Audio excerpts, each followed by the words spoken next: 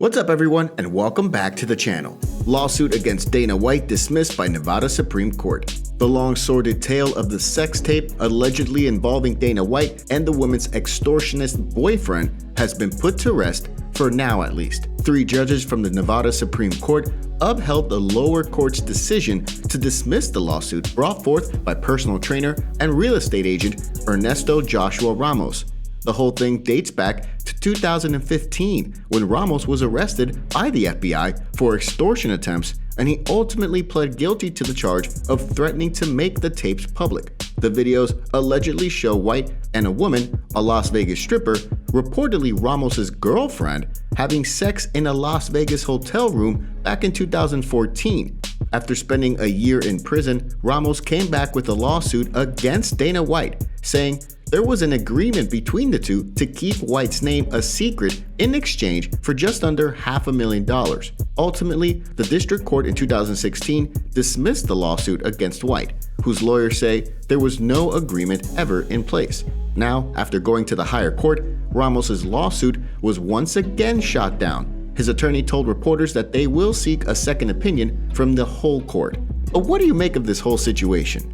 Vicente Luque says he got an offer to fight Khamzat Chimaev at UFC London. While the world waits for the highly anticipated fight between undefeated Chechen Swede fighter Khamzat Chimaev and Brazil's Gilbert Burns at UFC 273 on April 9th, there's also the bout between Vicente Luque and Belal Muhammad set for UFC Fight Night 206 on April 16. Luque is currently ranked number 4 in the division, while Belal is number 5, and both are coming off of multiple victories. Luque is riding a 4-fight win streak, all of them stoppages, including over the likes of former champion Tyron Woodley and top contender Michael Chiesa. Belal, meanwhile, has won 2 straight over Stephen Wonderboy Thompson and Damian Maia. If you don't count the no contest he had against Leon Edwards early last year, Belal is actually on a 6-fight winning streak. But Luque recently revealed that the UFC had, at one point, been thinking of matching him up against Khamzat for the UFC London card that recently took place this past weekend. The fight would have been huge, though a fight against Burns is perhaps an even bigger deal, given that Burns is higher up in the rankings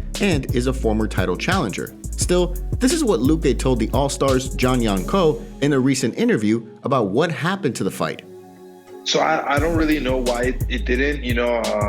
They offered me the fight, and I said that I would take it. I don't know if there was some kind of issue, with Chimaev, or if they wanted, just to wait and make the fight at another moment. So I don't know. It was never something official. Luque went on to say that he believed Belal Muhammad also was asked and accepted a fight against Khamzat for that same UFC London card. But ultimately, the UFC chose to match Khamzat up against Burns and then Luque against Belal Muhammad. But what do you think about the fight between Luque and Belal? Who do you think wins this fight? And if Luque did fight Khamzat, who do you think would have won that fight? Don't forget to take a second to hit that like button and subscribe to the channel to stay up to date on the latest fight news. Colby Covington gives credit to Chael Sonnen for the idea of going after middleweight champion Israel Adesanya. Colby Covington is not looking back to fight Jorge Masvidal, as he's now 2 weeks removed from beating him by a unanimous decision at UFC 272. He's also no longer seeking a trilogy bout against welterweight champion Kamaru Usman, as he's come up short 2 times, once by a knockout and then via unanimous decision in the rematch last November. Instead, Colby now has his sights firmly set on 2 men, but really 1 man, middleweight champion Israel Adesanya. While Colby has called out his former training partner in Dustin Poirier, making disparaging remarks about the guy's wife, he's also been highly critical of the last stylebender, who reigns supreme in the weight class just above him at 185 pounds. Colby called Adesanya a cardio kickboxer who wouldn't be able to handle his wrestling. Now, in an interview with MMA Fighting's Mike Heck, Chaos talks about how he got the idea from another mouthy Oregonian, in Chael Sonnen. This is what he said about the whole thing in the interview. Uncle Chael, man, that guy's a legend.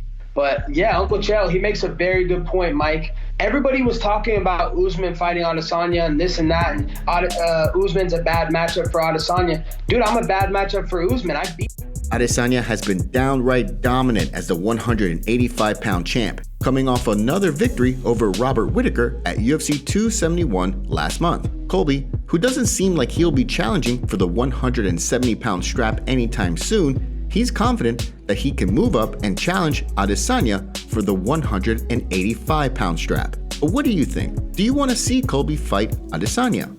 And who would you bet your money on for this one?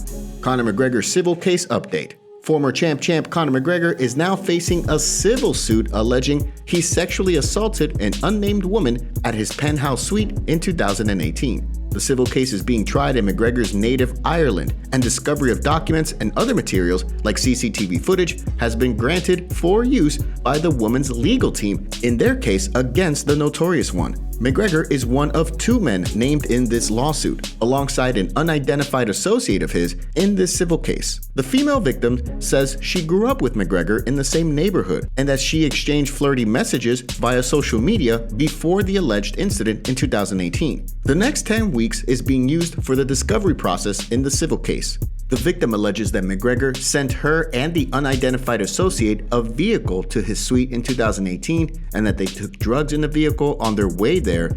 And then when they got there, McGregor allegedly tried to assault her and the associate allegedly did so the following day.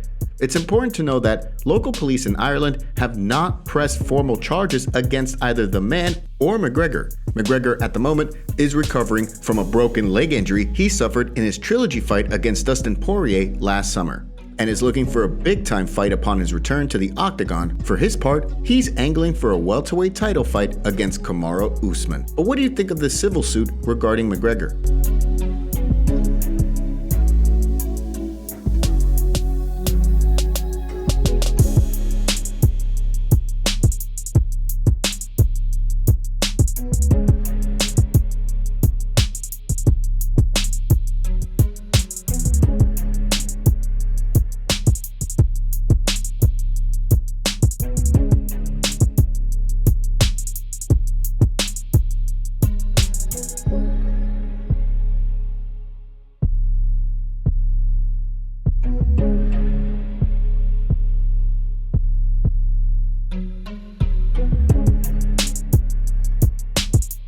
Molly McCann says knockout at UFC London could change her life. Meatball Molly is certainly having a moment right now after her emphatic spinning elbow knockout of Luana Carolina at UFC London over the weekend, which sent the O2 Arena crowd into a frenzy.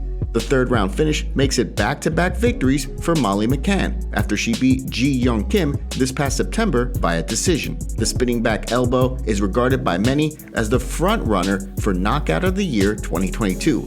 Although we're still in the first quarter of the year, McCann had impeccable timing with the strike, sending Carolina to the canvas in the third round. She says she didn't feel the need to go back to Carolina and finish her off with more strikes, knowing full well that she was done with that, similar to a Mark Hunt step-over KO. This is what McCann told Ariel Helwani in an interview after the fight. You pray for them moments, like a Mark Hunt step-over, like that kind of like, that you pray for them. And what really blew me away, Ariel, was when Dana said, I don't think you will ever see a better knockout from a female ever again, or like that doesn't happen.